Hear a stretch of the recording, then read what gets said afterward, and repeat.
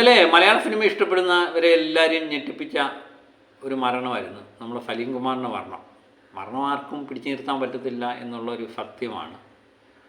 സലീം കുമാറിനെ സംബന്ധിച്ച് അദ്ദേഹത്തിൻ്റെ ശരീരഭാഷയൊക്കെ അദ്ദേഹം വയ്യായ്മ ഓർമ്മിപ്പിച്ചായിരുന്നു. അദ്ദേഹത്തിൻ്റെ മരണം എനിക്ക് തോന്നുന്നു പെട്ടെന്നായിപ്പോയി. കാരണം രാഷ്ട്രീയ പാർട്ടിയിലെ കോൺഗ്രസ് പാർട്ടിക്കൊക്കെ കൃത്യമായിട്ട് ഇറങ്ങുകയും അങ്ങനെ ആക്റ്റീവായ സമയത്താണ് പെട്ടെന്നൊരു മരണം ഒരു കോമാളിയെ പോലെയാണ് എന്ന് പറയുന്നത്. പെട്ടെന്ന് നമ്മുടെ ജീവിതത്തിലേക്ക് കടന്നെത്തുകയും പ്രിയപ്പെട്ടവരെ എടുത്തുകൊണ്ട് പോവുകയൊക്കെ ചെയ്യും. അപ്പോൾ ഏതായാലും മരണം ഒരു സത്യമായ കാര്യമാണ്. അങ്ങനെ സലീം കുമാർ നമ്മളെ വിട്ടുമാറുന്നു. ഒരു തലമുറയുടെ മാറ്റമായിട്ടാണ് നമുക്ക് തോന്നുന്നത്. പഴയ തലമുറയിൽപ്പെട്ട മിക്കവാറും എല്ലാവരും, പ്രത്യേകിച്ച് ഹാസ്യ താരങ്ങൾ, ഹാസ്യ രംഗങ്ങൾക്കൊക്കെ ഇപ്പം കാണുമ്പം ഇവരുടെ ഓർമ്മപ്പെടുത്തലും കൂടെ ആണ്. ഇന്നസെൻ്റ്, പപ്പു എന്ന് വേണ്ട, അതുപോലെ നമ്മുടെ ജഗതി ശ്രീകുമാറിൻ്റെ അഭാവം, ഇതൊക്കെ മലയാള സിനിമയുടെ ഹാസ്യ വിഭാഗത്തെ വല്ലാതെ ബാധിച്ചിട്ടുണ്ട്. പുതിയ തലമുറയുടെ ഹാസ്യം വേറൊരു രൂപമാകും. പക്ഷേ ഇവരെ തിരശ്ശീൽ കാണുമ്പോൾ നമ്മൾ പൊട്ടിച്ചിരിക്കും. സലീം കുമാറിൻ്റെയൊക്കെ ചില രൂപങ്ങളും ചില ഭാവങ്ങളുമൊക്കെ ഒരു രക്ഷയില്ലാത്ത സാധനങ്ങളാണ്. അതൊന്നും ഒരു മലയാള സിനിമാ നടനും ഇനി പ്രാവർത്തികമാക്കാൻ പറ്റത്തില്ല. നമ്മുടെ രാജാക്കണ്ണ്, അതുപോലെ കണ്ണൻ ഫ്രാങ്കിൻ്റെയൊക്കെ ആ വെള്ളത്തിനകത്തൂടെ ആ കുടവും പിടിച്ചുകൊണ്ട് നീന്തലും, അതുപോലെ ഡാൻസർ വിക്രം, മണവാളൻ എന്ന് പറയുന്ന കഥാപാത്രമൊക്കെ എനിക്ക് തോന്നുന്നു വേറെ ആരെങ്കിലും വ്യക്തികൾക്ക് ഇടാൻ പറ്റുമോ എന്നുള്ള സംശയമാണ്. സലീം കുമാറിൻ്റെ കയ്യിൽ ഇതൊക്കെ കൃത്യമാണ്. ഈ കഥാപാത്രങ്ങളുടെയൊക്കെ പേര് കേൾക്കുമ്പോൾ നമ്മൾ പൊട്ടിച്ചിരിച്ചു പോകും. അതാണ് പ്രത്യേകം. അതുപോലെ തന്നെ സലീം കുമാറിൻ്റേതായ ഒരു ഭാഷ ഒരു തലമുറയ്ക്ക് തന്നെ ഉണ്ടാക്കി കൊടുത്തു.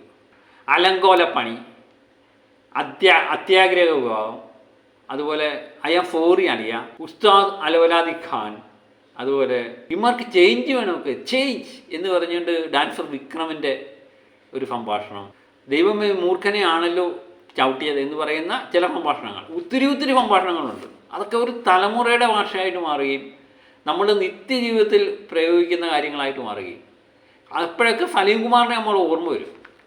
അപ്പോൾ സലീം കുമാർ എന്ന് പറയുന്ന നടൻ മലയാള സിനിമയ്ക്ക് അത്രയ്ക്ക് പ്രിയപ്പെട്ടവനായി. അദ്ദേഹത്തെ ഞാൻ എപ്പോഴും ആലോചിച്ചിട്ടുണ്ട്, സലീം കുമാർ എന്ന പേര് വേണാൻ നമ്മൾ ഒരു മുസ്ലിം പേരാണല്ലോ. സലീം കുമാർ എന്ന് കേൾക്കുമ്പോൾ തന്നെ ഒരു മുസ്ലിമിനെ അനുസ്മരിക്കുന്ന പേരാണ്. യഥാർത്ഥത്തിൽ മുസ്ലിമാണോ സലീം കുമാർ എന്ന് ഞാൻ പലപ്പോഴും ചെയ്തു. പക്ഷേ എനിക്ക് മനസ്സിലായി പിന്നെ മുസ്ലിമല്ല, ഒരു ഹിന്ദു കുടുംബത്തിൽ ഈഴവ സമുദായമാണ് സലീം കുമാർ എന്ന് മനസ്സിലായി. അപ്പോൾ സലീം കുമാറിന് ഈ പേര് വരാനുള്ള കാരണം എന്താണ് എന്ന് അദ്ദേഹം തന്നെ ഒരിക്കൽ വിവരിച്ചിട്ടുണ്ട്. അത് വളരെ രസകരമായിട്ട് അദ്ദേഹം വിവരിക്കുന്നു. സാമൂഹ്യ പരിഷ്കർത്താവായിരുന്ന സഹോദരൻ അയ്യപ്പൻ്റെ ആദർശങ്ങളിൽ ആകൃഷ്ടരായ അന്നത്തെ കുറച്ച് ഈഴവ കുടുംബങ്ങൾ ജാതി അറിയാതെ ചില പേരുകൾ സെലക്ട് ചെയ്ത് മക്കൾക്കിടാൻ തുടങ്ങി. അതിൽ ആകൃഷ്ടനായ വ്യക്തിയായിരുന്നു സലീം കുമാറിൻ്റെ അച്ഛനും. അങ്ങനെയാണ് പല പേരുകൾ ആ കാലത്ത് ഇട്ടിരുന്നു. സലീം, നൗഷാദ് എന്നൊക്കെ പറയുന്നത് മുസ്ലിമാണ് ഹിന്ദു ആണെന്ന് അറിയാൻ വയ്യാത്തൊരു പേരുകൾ അന്ന് സെലക്ട് ചെയ്തിട്ടിരുന്നു. അങ്ങനെയാണ് തൻ്റെ അച്ഛൻ തനിക്ക് സലീം എന്ന് പേരിടുന്നത്. അത് മുസ്ലിമാണോ ഹിന്ദു ആണോ എന്ന് അറിയാൻ വയ്യാത്തൊരവസ്ഥയിലേക്ക് ചെന്നെത്തി. പേരുകൊണ്ട് നമ്മൾ വിചാരിക്കും മുസ്ലിമാണെന്ന് വിചാരിച്ചാലും പിന്നെ 5ാം ക്ലാസ്സിലെത്തുമ്പോൾ പ്രധാന അധ്യാപകൻ അന്ന് ചോദിച്ചു, ഒരു മുസ്ലിം പേരാണല്ലോ ഇത് എന്ന് ചോദിച്ചപ്പോൾ അച്ഛൻ അത് മാറ്റി അതിൻ്റെ കൂടെ കുമാർ എന്നും കൂടെ ചേർത്തു. അപ്പം ഹിന്ദു മുസ്ലിം മൈത്രി തന്നെ ആ പേരിനകത്ത് ഇടം പിടിച്ചു. സലീമും കുമാറും ആണ്. സലീം കുമാർ എന്ന് പേര് വന്നു. ഈ കുമാറും കൂടി വന്നതുകൂടെ ഞാൻ വിശാല ഹിന്ദുവായി മാറി എന്നാണ് സലീം കുമാറിൻ്റെ ഭാഷ്യം.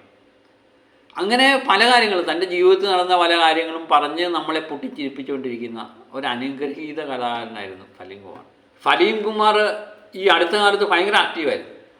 പ്രത്യേകിച്ച് ഇടതുപക്ഷ രാഷ്ട്രീയത്തെ നഖശികാന്തം എതിർത്തുകൊണ്ട് തൻ്റെ രാഷ്ട്രീയം ഏതാണെന്ന് കൃത്യമായിട്ട് പറഞ്ഞ ഒരു വ്യക്തി.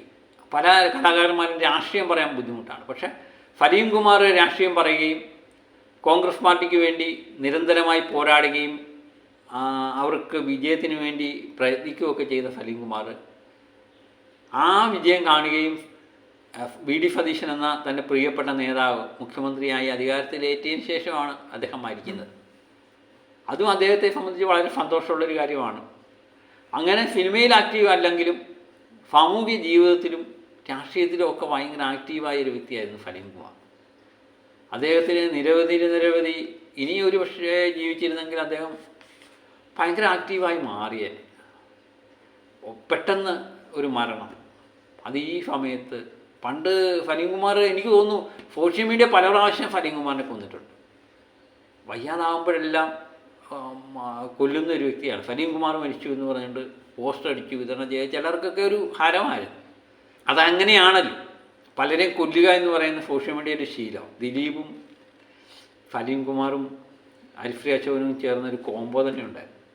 എത്രയോ ചിത്രങ്ങൾ നമ്മളെ പൊട്ടിച്ചിരിപ്പിച്ചിട്ടുണ്ട്. ഞാൻ നേരത്തെ പറഞ്ഞ പോലെ മരണം ആർക്കും പിടിച്ചു നിർത്താൻ പറ്റത്തില്ല. ഹാസ്യ കലാകാരൻ എന്നതിലുപരി സലീം കുമാറിൻ്റെ നിരവധി കഥാപാത്രങ്ങളുണ്ടായിരുന്നു. നമ്മുടെ അച്ഛൻ ഉറങ്ങാത്ത വീട് എന്ന് പറയുന്ന ചിത്രത്തിലെ അച്ഛൻ കഥാപാത്രം ഒരിക്കലും മറക്കാൻ പറ്റില്ലേ. അത് സലീം കുമാറാണോ അഭിനയിച്ചേക്കുന്നതെന്ന് തന്നെ നമുക്ക് സംശയമായി മാറി. ആദാമിൻ്റെ മകൻ അബു, അതിലെ കഥാപാത്രം ദേശീയ അവാർഡ്, സംസ്ഥാന അവാർഡുകളൊക്കെ നിരവധി അവാർഡുകൾ വാരിക്കൂട്ടിയ ഒരു കലാകാരനായിരുന്നു.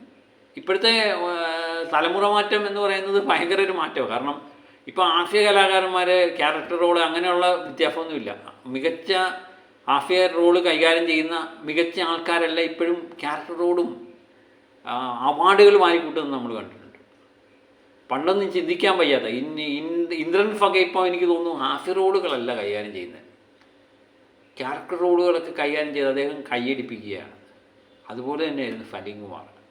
അദ്ദേഹത്തിന് ഇനിയും ഒത്തിരി കഥാപാത്രങ്ങൾ നമുക്ക് കിട്ടേണ്ടതായിരുന്നു. എന്ത് ചെയ്യാൻ പറ്റും, നമുക്ക് ഭാഗ്യമില്ലാതായിപ്പോയി എന്ന് മാത്രമേ പറയാനുള്ളൂ. അദ്ദേഹത്തിൻ്റെ നിര്യാണത്തിൽ എല്ലാവിധ ആദരാഞ്ജലികൾ അർപ്പിക്കുന്നു. ഇനിയും എന്താ പറയുന്നത്, കാലം മാറുന്നു, കഥ മാറും എന്ന് മാത്രമേ നമുക്ക് ഇതിനകത്ത് പറയാൻ പറ്റത്തുള്ളൂ. അപ്പം മറ്റൊരു വീഡിയോയുമായിട്ട് വീണ്ടും ഞാൻ എത്തും വരെ ഓക്കെ ബൈ.